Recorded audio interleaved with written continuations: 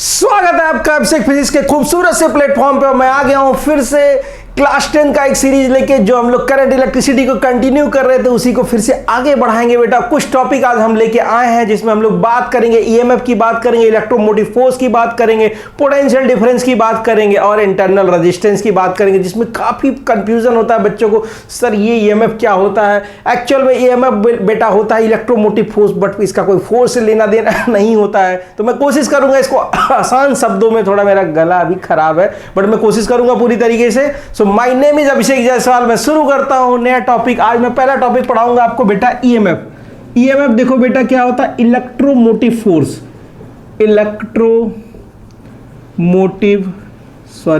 Last lecture में मैंने motion पढ़ाया था, हैशटैग इलेक्ट्रिसिटी,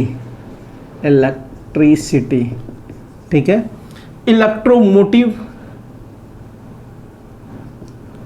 इलेक्ट्रोमोटिव फोर्स, ठीक है बेटा, बट इसका कोई ऐसा लेना देना काम नहीं है बेटा, ठीक है। अब मैं तुमको प्यारे एग्जांपल से समझाता हूं, डिफिनेशन के ऊपर बिल्कुल भी मत जाना, एक आसान तरीका समझाता हूं बेटा। देखो यहां पे क्या होगा कि एक सर्किट हमने बनाया बेटा, ठीक है, और ये हमने बना दिया, एक बैटरी बना दिया जो प्लस है निगेटिव है, ठीक है।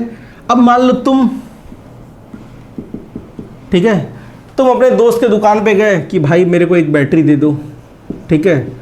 इसने क्या किया, एक आपको बैटरी दिया बेटा, ठीक है, और बैटरी था बेटा 12 वोल्ट का, ठीक है। आपने कॉस्टिंग वोस्टिंग पूछी, जैसे तैसे लिया बेटा। अब इसने पूछा कि भाई ये कितने वोल्ट की है, तो बोला कि ये 12 वोल्ट की है। लेकिन इसने एक वर्ड और बोला, उसके साथ बोला बेटा कि इसका जो पावर है ईएमएफ, इसका जो ईएमएफ है वो 12 वोल्ट है। तो इसने तो पूछा था, वोल्ट पूछा था कितने वोल्ट का है, बट इसने बोला कि ईएमएफ है इसका 12 वोल्ट। मतलब अगर हम बात करें ईएमएफ की बेटा, तो when no current drawn in given circuit,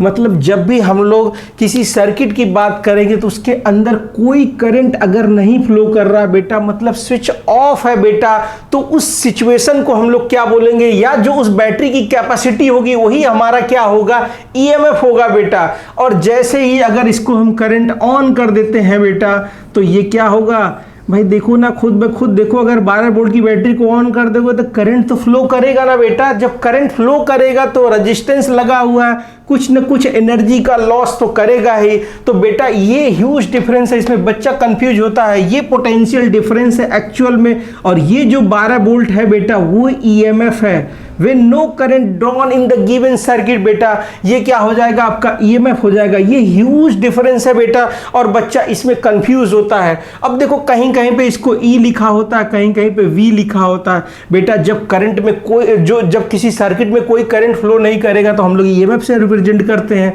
और इसका भी वही फॉर्मूला था सेम बेटा, E equals to I R, और यहाँ भी V equals to I R होता है बेटा, सेम फॉर्मूला होता है, ठीक है। अब देखो लगे हाथ इसी में एक कॉन्सेप्ट और भी बता दे। पोटेंशियल डिफरेंस तो सबको पता होगा, पॉजिटिव टू निगेटिव जब भी करंट फ्लो करता है बेटा, अगर पोटेंशियल डिफरेंस होता नहीं, अगर पोटेंशियल डिफरेंस नहीं होता तो क्या बेटा करंट फ्लो करता, क्या कभी नहीं फ्लो करता। चलो थोड़ा सा एग्जांपल इसका भी देते हैं और थोड़ा सा इसके बारे में भी बात कर लेते हैं। अगर यहां तक आए हैं तो उसकी बात कर लेते हैं, करंट कैसे फ्लो करता है बेटा।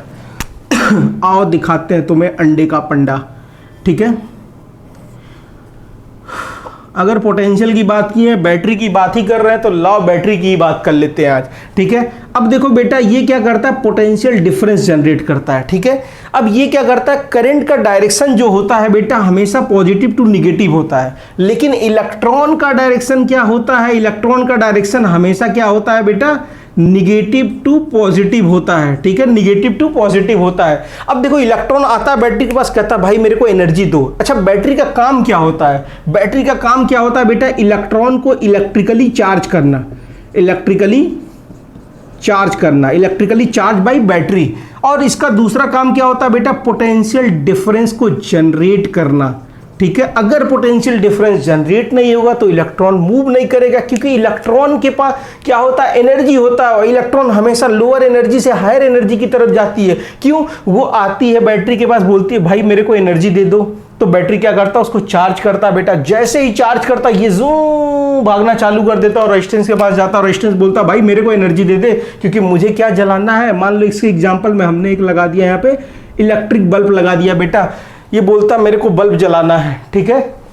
और जैसे ही इसको इलेक्ट्रॉन अपनी एनर्जी सर्व करता है बेटा और ये एनर्जी लाइट जल जाती है, फिर ये रोते रोते आता है किसके पास, इसी बैटरी के पास, भाई मेरे को एनर्जी फिर दे दो। बेटा ये प्रोसेस इतनी तेजी से चलता है, जब क्लास 12th में जाओगे तो किसी कंडक्टर में कोई भी इलेक्ट्रॉन 10⁻⁻⁴ मीटर पर सेकंड की स्पीड से चलता है बेटा। सो इतनी तेजी से चलता है कि ये प्रोसेस बार बार होता रहता है और हमारा बल्ब लगातार कंटिन्यूअसली जलता रहता है बेटा। सो देखो फिर से बताता हूं, इलेक्ट्रॉन बैटरी का काम क्या है। कुछ लोग बोलते क्या है कि बैटरी क्या करता, नंबर ऑफ इलेक्ट्रॉन्स को इंक्रीज करता। ना ना ना, ये गलती कभी मत करना।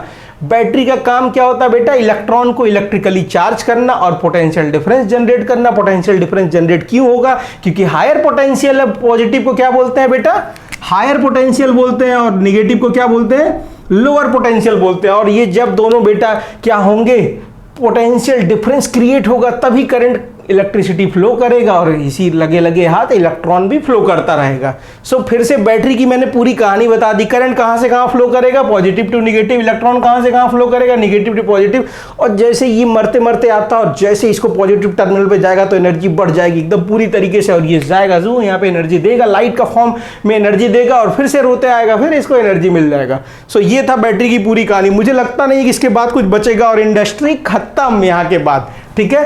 अब देखो इसी पे मैं अगला टॉपिक एक और बता, जगह बचा हुआ है इसमें बताते हैं। ईएमएफ हो गया बेटा, पोटेंशियल हो गया। अब हम लोग बात करते हैं किसकी, इंटरनल रेजिस्टेंस। इंटरनल रेजिस्टेंस की बात करते हैं।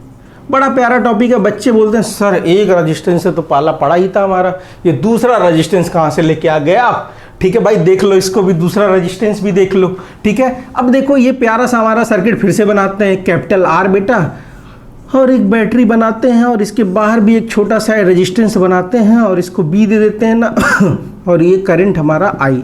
अब बेटा देखो इंटरनल रेजिस्टेंस, आप अपने इसी दोस्त के पास गए थे बैटरी खरीदने, अरे भाई इसका तो आँख ही नहीं जल रहा, ठीक है, बढ़ गया भाई, बढ़ गया, ठीक है।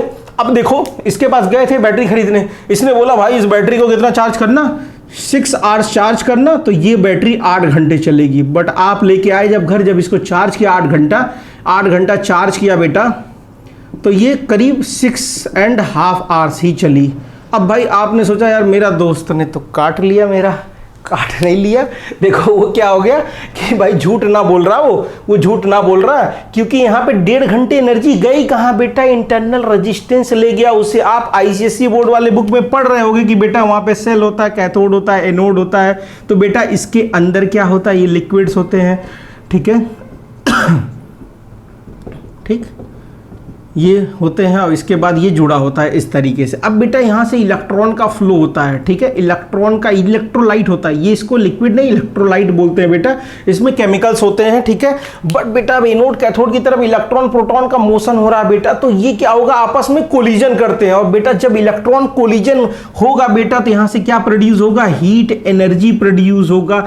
और heat is the basic cause of resistance बेटा, heat is a basic cause of resistance in this cell या इन दिस बैटरी बेटा, इन दिस बैटरी। मतलब जब भी हम लोग बात करेंगे बेटा ये 1.5 आवर्स गया कहां बेटा, तो ये हीट एनर्जी कोलिजन के वजह से हीट एनर्जी प्रोड्यूस हुआ। Heat energy is the basic cause of resistance बेटा। सो इसी का नाम हमने दे दिया गया क्या, इंटरनल रेजिस्टेंस बेटा, ठीक है। तो अब देखो यहां से V equals to I R होता है बेटा, लेकिन आई आर प्लस आर लेंगे। क्यों ऐसा करते हैं बेटा, क्योंकि ये दोनों सीरीज में करंट आएगा, यहां पहुंच गया, तो इसलिए V equals to I into R plus R बेटा। तो देखो छोटे छोटे कॉन्सेप्ट्स हैं बेटा, अगर आप डेफिनेशन पढ़ रहे हो, रट रहे हो, तो फिजिक्स में कोई सिग्निफिकेंस उसका नहीं है। आप इसका फील समझो, कैसे मुझे आता है ये टॉपिक। अगर ये समझ में आ गया तो क्लास 10th में बेटा कभी डेफिनेशन लिखने के लिए नहीं आता बेटा, ठीक है। सो फिजिक्स के कॉन्सेप्ट पे वर्क करो, और अगला टॉपिक मैं जल्द ही लेके आऊंगा इसके बाद,